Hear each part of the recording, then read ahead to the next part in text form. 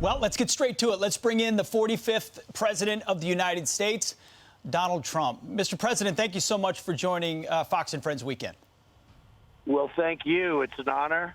And we have a lot of problems in this country, but it's an honor to be with you. Well, we're grateful to have you, sir. Well, let's start with the headline we've had all morning long.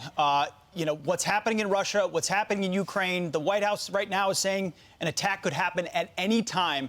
On your assessment, where are we and how did we get here? Well, first of all, it's shocking because this should have never happened. It should have never happened. It would not have happened. And how we got here is when they watched Afghanistan and they watched the most incompetent withdrawal in the history of probably any army, let alone just us. They saw that, and President Xi and President Putin, watch what happens with China very soon, but with Taiwan. But they watched that and they said, what's going on?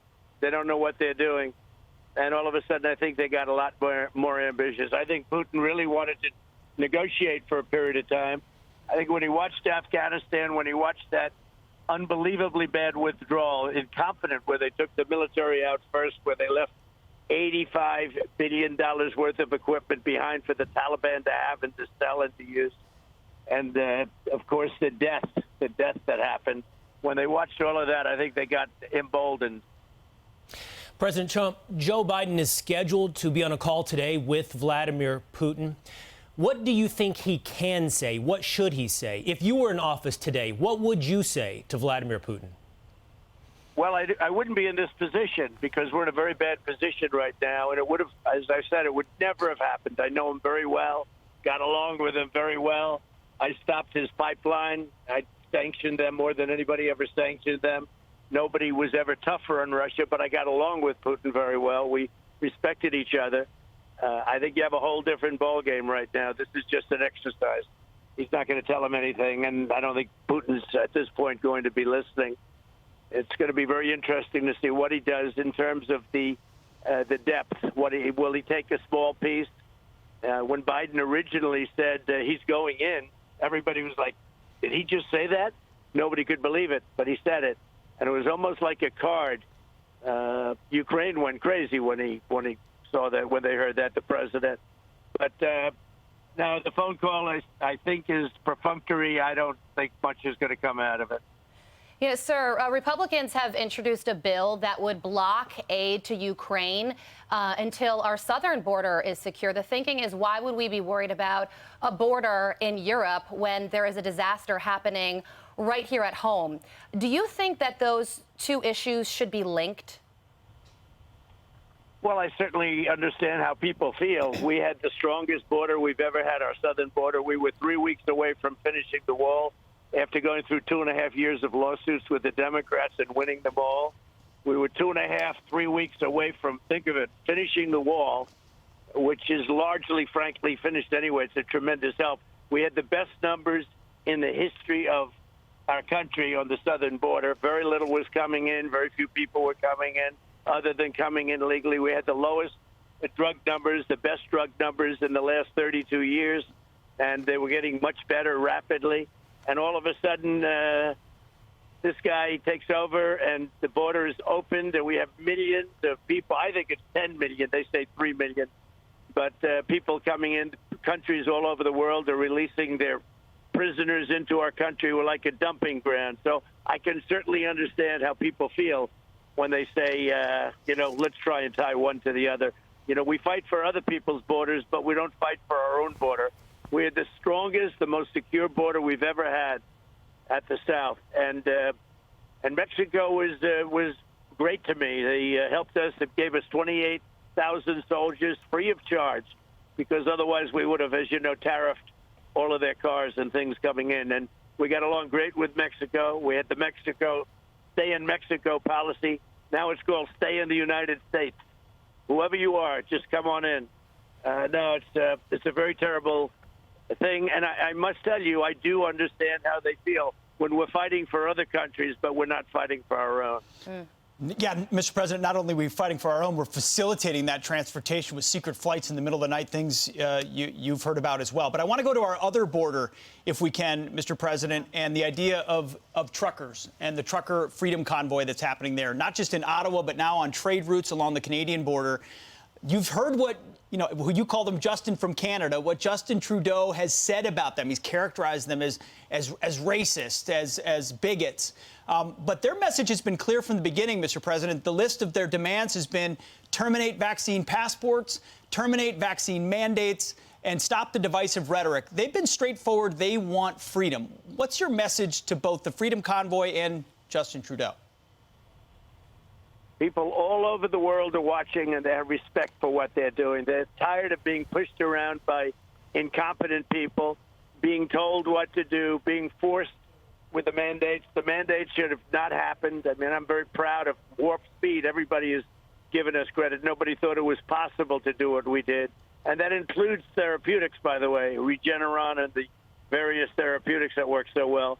But what we did with Warp Speed was great. But the mandates are very, very bad, very, very bad. And I think there's a lot of respect for what they're doing. I see they have Trump signs all over the place, and I'm proud that they do. But that's what happens. You can push people so far.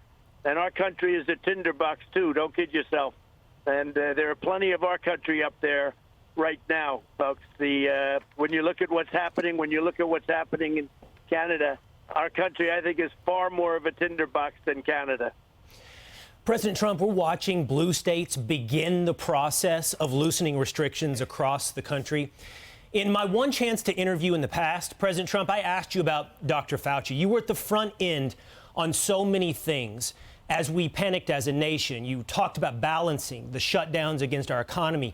And I asked you at that time about Dr. Fauci and the way the public viewed him. And you were beginning at that time to express some skepticism. I'm curious, and I'm not trying to give you the answer ahead of time, but I'm curious, if you look back on the past 2 years, some of which was under your watch, when it comes to COVID, what would you have done? What would you do differently if put in the same position? With perfect hindsight, what, if anything, would you do differently? Well, we haven't been given credit, but we're starting to get credit. Warp Speed was phenomenal. I closed up the country to China. I closed up the country to Europe. That was incredible. And I filled the shelves. I filled up the cupboards of the states, which they were unable to do themselves. You had some very competent governors, and you had some very incompetent governors. But, I went around with the cupboards were bare, and they were. As far as Fauci, and that was a big thing, the ventilators and all of the equipment and all of the things that we were able to get, from goggles to clothing and the plastics, and we did an amazing job. Got no credit for it, but everything is stocked, and right now the whole country is stocked for something like this. The country, and this is long before I got there, was not prepared. Fauci, however, was not a big factor with me. He is a big factor now because Biden chose to make him such, but he was not a big factor with me. He said he didn't want to close to, as you know very strongly, because we talked about this, he didn't want to close up to China, which was heavily infected. He didn't want to close up to Europe, which was heavily infected. 4 months later, he said that President Trump made a great decision and saved perhaps hundreds of thousands of lives, because I was really a single vote. I had 21 people in a room, and none of them wanted to close it down, but I did because I saw what was happening in China and in Europe.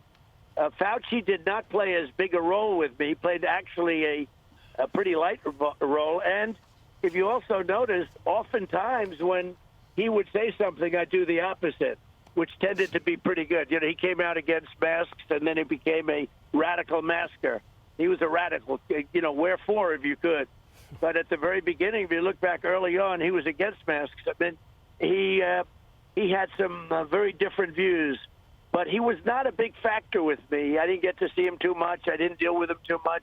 I made my own decisions, and they were great decisions, and I let the states run. So whether it's Florida, Texas, South Dakota, if you take a look at some of the states, South Carolina, they did a terrific job. The governor did a terrific job.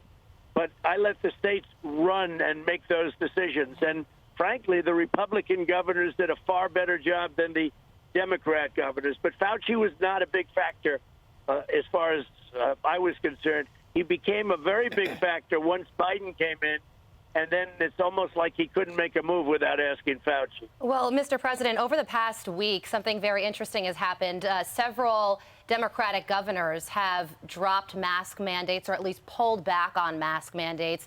And there's this clip that's going viral. It took place at a Las Vegas school. Children so excited that they don't have to wear their masks to school the next day. Take a listen to what that sounded like. Watch this. Starting tomorrow, we don't have to wear masks anymore.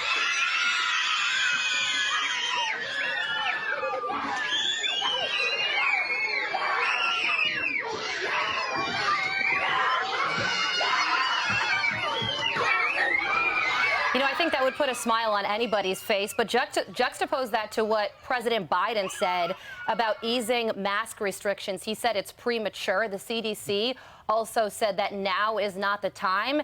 If now's not the time, when is? Well, first of all, that's adorable. It should have happened a long time ago. And everybody says that the mask for the new variant, at least, is virtually ineffective. I mean, totally ineffective. So I don't know what they're doing and why they're doing it, but they've come out and said that the mask has almost no impact, especially on the new variant. And I just don't. It's inconceivable what's going on. But a lot of the states are opening up, and I think politically it would be unacceptable. They're just not going to be able to hang out too much longer. It's ridiculous. But, you know, that clip is so beautiful to watch, but it should have happened a long time ago. Yeah.